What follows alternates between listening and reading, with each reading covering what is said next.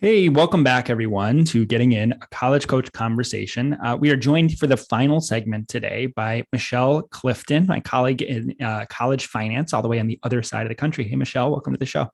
Hi, Ian. Thanks for having me.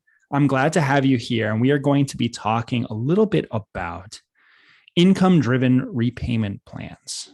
Now, I think I know what this is, but I'm not always sure. Yep. So let's just start with the simple question, which is what is an income driven repayment plan? Yeah, awesome. I'd love to break it down a little bit. They are a little bit confusing. Okay. So, income-driven repayment plans are a way to reduce monthly payments for borrowers. So this is just for federal student loans. Okay. So ultimately, it's a way to make payments more affordable. So instead of having the monthly payment calculated based on a specific interest rate and a time frame, like it could be 10 years or 25 years, it's instead based on a percentage of someone's discretionary income. And so to make this, and I can explain the whole discretionary income thing. Yeah, I was going to say, who gets to decide what discretionary is? Yeah, so I always have to have a cheat sheet for this. So it's the difference between someone's adjusted gross income and either 150 or 100%, depending on the plan, of the poverty guideline for the family size and state of residence for someone. Okay. So not super easy to understand. Okay. Gotcha. But it can be different if I say live in California versus Kansas. Yes. Because the cost of living in those two places is different. Yep. So it would be different for someone depending on where they live and if they have a large family versus a single person. So that comes into play. So gotcha. There's four different plans to make it even more confusing. So there's four direct loan borrowers anyway. So there's income-based repayment, income contingent repayment, pay as you earn, revised pay as you earn. And they'll all work similarly. They're based on a certain percentage of discretionary income. It could be different. Some are 10%, some are 15, some are 20. Okay. And then they all I should say some of them are based on what the time frame that you borrowed. So that can come into play. So not everyone is eligible for all four of those plans. So the one I see most often used, though, is revised pay as you earn, because that one's the most open. So it's open to any direct loan borrower, and it calculates at 10% of the discretionary income. So you most often the lowest calculated payment. So when does someone decide that they're going to be involved in something like this? Does it happen when they are in their undergraduate years? Does it happen after they graduate? Does it happen even further on down the road because they adjust to an income-driven repayment plan? Like what's the timing of actually looking into this and making this choice? Yeah, so it could be, it could be someone that's just going into repayment and they're overwhelmed by their monthly payment under the standard plan, which is the 10-year plan. They could jump into it right away. It could be someone that's having trouble years down the road and they're, wanting to pay something, but wanting to reduce that. Or it could be someone who's ultimately trying to get forgiveness through the public service loan forgiveness program. You have to be using one of the income-driven plans to get that forgiveness. So it could be varying different ways that you get to that one of those plans. I gotcha. Okay. And does this sounds like something that a friend of mine has been doing. She is now she's a doctor now in Wisconsin. And I think she's been doing this over a long period of time for her medical school loans. Is it right that this is something that would apply to loans for graduate studies in addition to undergraduate studies? Yep. Okay. So it doesn't matter if it was grad, undergrad.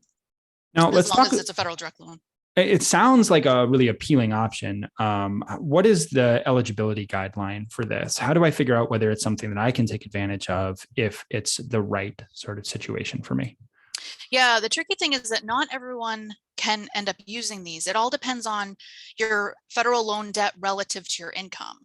So I do talk to folks in the medical profession all the time that they may work, they may want to use one of these plans, but they might have not enough debt compared to their income. So for example, kind of my rule of thumb is if your federal loan debt is around the same or higher than your salary, then you definitely could, that definitely would benefit you. So basically the income-driven plans have to calculate less than the standard, which is the 10-year repayment term.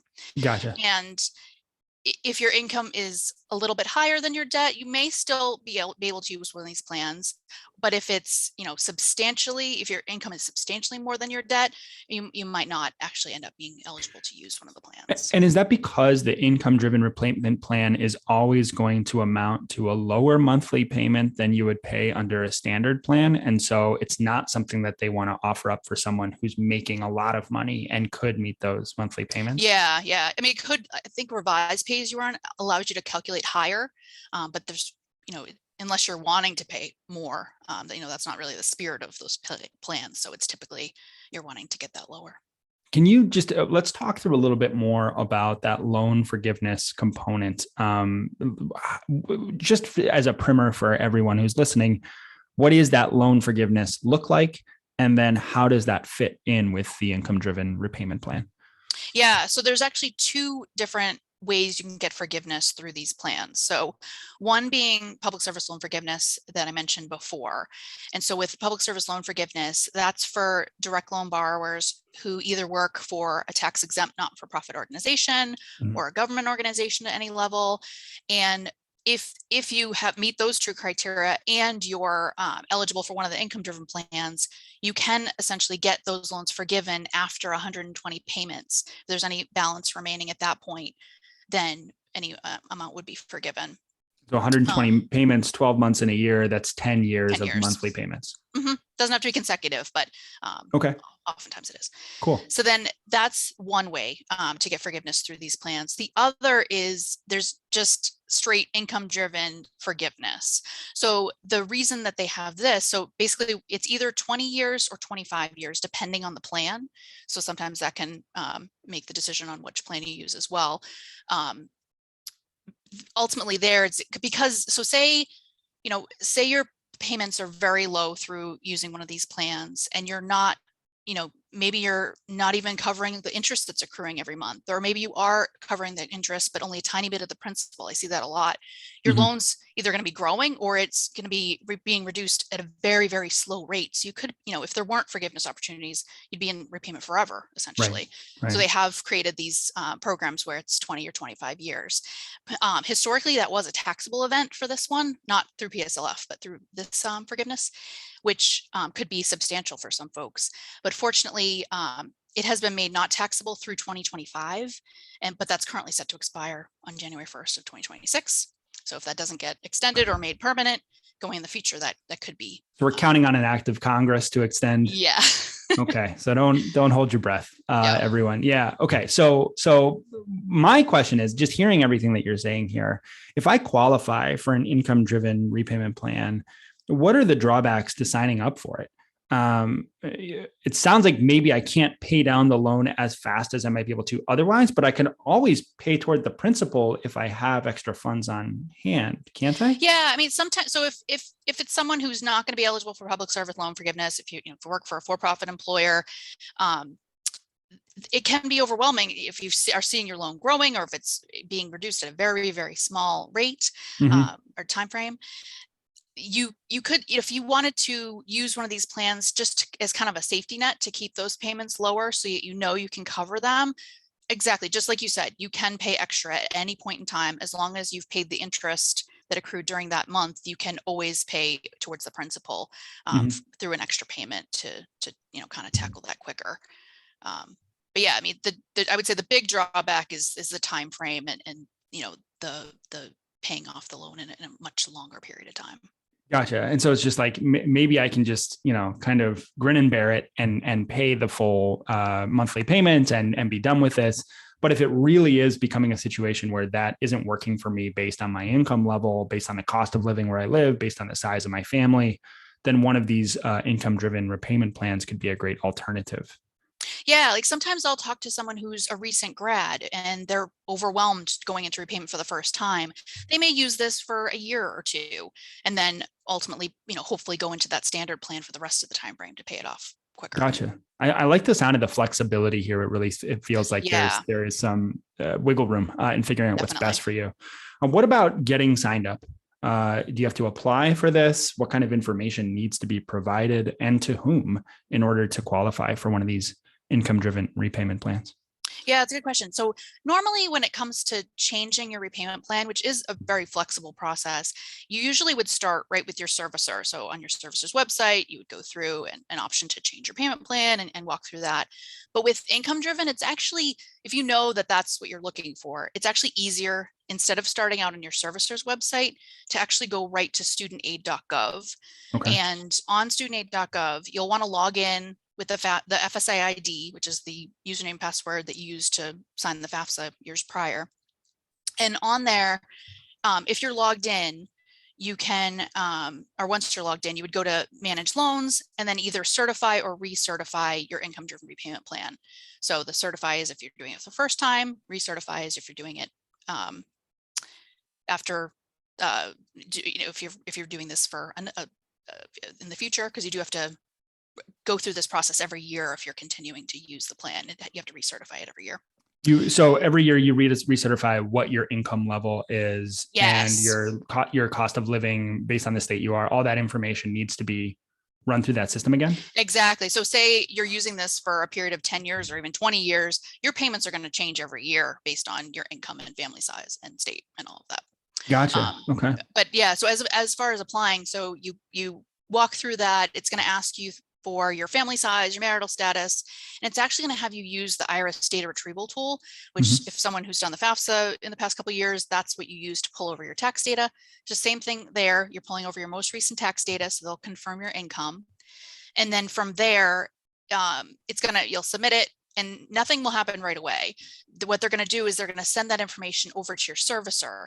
And then in a couple of days, you'll get information from your servicer on what payment amounts you have available through the different plans. And then you can choose which plan to use from there. So I love the idea of the data retrieval tool. I just imagine the claw that they have at like the arcade or whatever. I just imagine that as the data retrieval tool, that it's like finding your tax info and then going down and picking it out. Maybe that's I'm gonna think of that forever now.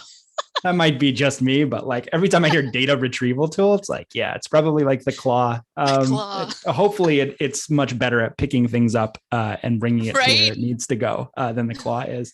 I have a sister that's really good at it. It's definitely I've never gotten anything from one of those. Yeah, I don't think I have. So it might not be the right visual, but I understand that some people can be quite skilled. Is there anything else that we would recommend people be aware of as they're looking into these plans? I mean, they sound really appealing for certain levels of earners, depending on your circumstances. Certainly sound really great if you're looking into the loan forgiveness for public service. Anything else that people should be aware of? Should I not take a better paying job because I want to stay in an income driven plan? Or does that seem like that's kind of silly, right? No. Yeah. Yeah. Okay. As one of my colleagues say, like, if you can pay off your loans, pay them. Yeah.